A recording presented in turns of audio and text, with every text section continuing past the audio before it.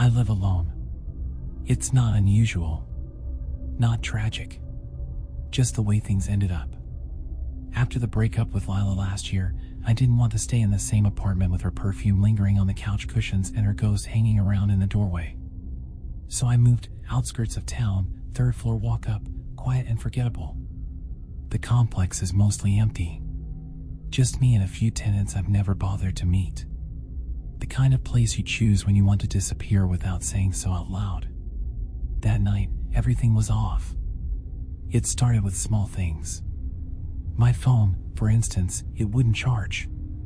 No matter which cord I used, it would flicker between charging and not. The microwave turned on by itself around 9:47 p.m. and started counting down from 66. I'd never said it. There was nothing inside it. And when I opened the door, the inside was warm, like something had just been cooked. Then the air in the apartment changed. It thickened. Like walking through cobwebs you can't see. Even the walls felt wrong. Like they were watching. I thought I was being paranoid, so I poured a drink, settled on the couch, and turned on a horror movie. Something familiar. Safe. I figured if I could laugh at fake ghosts, I could shake the feeling that a real one might be watching me. But then, around 11:03 p.m., I heard the sound. A tap. From the guest room. Just once. Then silence. I muted the TV and listened. Nothing. I told myself it was just the wind. But then the tap came again. Only this time, it was closer. Like someone was tapping on the living room window from the inside. I stood up, suddenly aware of how quiet everything had become. Even the old refrigerator, usually buzzing like a lazy hornet, had gone completely still. That's when I noticed it. The door to the guest room was wide open. I never leave it open. Never. It's just a spare room, empty mattress, some unopened boxes, and a mirror leaning against the far wall. That's it. There's no reason it should have been open. I walked toward it, slowly. My breath caught in my throat. The hallway lights began to flicker. Then, click, they died. I used my phone's flashlight, but the battery had drained to 1% in minutes. It cut out just as I reached the guest room threshold. Everything went pitch black. That's when I heard her breathing. Not mine. Hers. A slow, deliberate inhale, followed by a sharp exhale, like she was standing inches from my face. I backed away so fast I tripped over the rug and hit the floor hard. My shoulders screamed, but I didn't care. I scrambled to my feet and ran to the light switch. It didn't work, but the lamp near the couch did. When I turned it on, she was there. In my living room. Standing between the couch and the coffee table. A woman, tall, pale, drenched in shadow. Her long black hair matted to her face. She wore a nightgown, soaked at the hem as if she'd been standing in wet grass. Her arms hung limp at her sides, hands limp like broken things. And she was smiling. Not a sweet smile. Not even a cruel one. An empty smile. Like she was trying to remember how a human would do it. I couldn't move. I couldn't scream. I couldn't even blink. She tilted her head, then moved. Not walked. She shifted. Like a jump cut in a film, one moment there, the next closer. Now she was standing next to the dining table. Then, blink, she was at the edge of the hallway. I turned and ran into my bedroom, slammed the door, locked it, and shoved my dresser in front of it. And then I cried.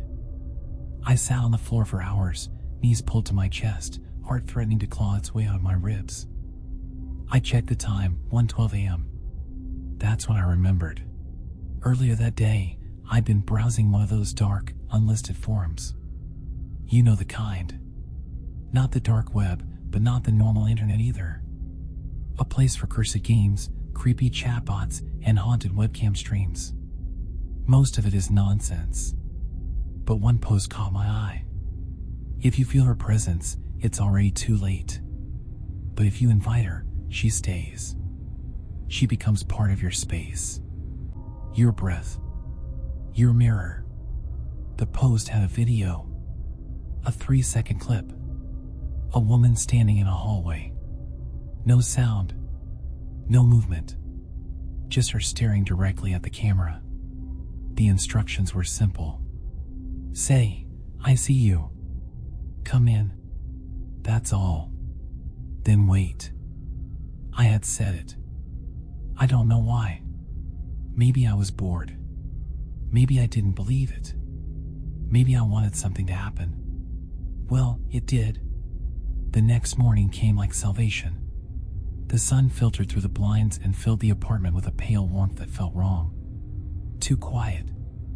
I checked the living room. She was gone. The rug was askew. A few framed photos were shattered on the ground. The air smelled like burnt earth and mildew. And on the coffee table was a new picture. Me. Sleeping. And her standing at the foot of my bed, watching me. Her hands were resting lightly on the blanket. Almost tenderly. I didn't go to work. I didn't eat. I didn't shower. I barely moved. I tried calling people. My mom. My sister. Friends.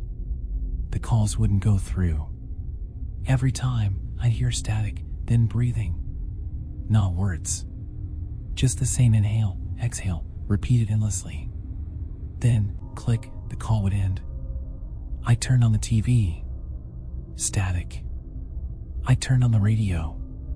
More static. Even my mirrors were starting to look warped. Like they were reflecting something a second too late. That night, I boarded up the guest room door. Nailed it shut. But when I came back from the kitchen, it was open again. The nails were gone. I stopped sleeping. I caught her in the corner of my more and more, peeking from behind curtains, standing at the end of the hallway, even reflected in the dark screen of my TV. And the worst part? She's learning. Her smiles are getting better. More human. And sometimes, she talks. Not words at first. Just humming. A lullaby I half recognized from childhood. Then, whispers. You let me in. You needed someone. Now you'll never be alone. Tonight is the 4th night. I'm writing this from the closet. I don't know why I think it's safer in here. Maybe because there's only one way in. I can hear her outside. Walking slowly. Bare feet slapping against hardwood. She stops every few steps and whispers. We belong now. I'm not sure what she means. But I'm starting to feel her inside my thoughts. Pushing memories aside. Replacing them. Earlier, I looked in the mirror and she looked back. Not standing behind me. She was me. I screamed and shattered the glass, but my reflection didn't break. It just smiled back. If you're reading this, don't invite her. Don't even joke about it. If you see her, don't acknowledge her. Don't make eye contact. Because once you do, she knows you're watching. And once you watch her, she never leaves.